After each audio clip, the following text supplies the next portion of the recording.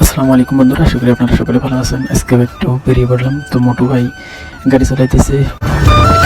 আমার চ্যানেলে নতুন হয়ে থাকলে অবশ্যই চ্যানেলটি সাবস্ক্রাইব করবেন এবং যদি ফেসবুক পেজ থেকে ভিডিওটি দেখেন অবশ্যই ফেসবুকের পেজটি ফলো দিয়ে রাখবেন। বিকাল টাইমে নদীর পাড়ে ঘুরতে গেলে ভালো লাগে, সেই জন্য তিনজনে মিলে বেরিয়ে পড়লাম, নদীর পাড়ে ঘুরতে যাব। তো এই রেস্টুরেন্টের ভিডিও অবশ্যই আগে দিয়েছি আমি। আপনারা হয়তো ভাবতেছেন এই লোকেশনটা কোথায়। এই লোকেশনটা হচ্ছেন কোকরাডাঙ্গা বিএসএফ ক্যাম্প, সেই নদীর পার আমরা এখানে এসেছি। ভিডিওতে যে জায়গাটি দেখতে পাচ্ছেন এটা হচ্ছেন ইন্ডিয়া, আমরা যেখানে বসে আছি। তো নদীর ওপারে কিন্তু বাংলাদেশ। তো রাহুল মামা দেখে কি জানি খোঁজাখুঁজি করতেছে। রাহুল মামা বলতেছে এখানে কি জড়িবুটি পাওয়া যায়, জড়িবুটি খেয়ে বলে ও মোটা হবে। তো অনেকক্ষণ এখানে রেস্ট করলাম, হাওয়া খেলাম। তো এখন সোজা আমরা চলে যাব মানুল্লাপাড়া হোটেলে।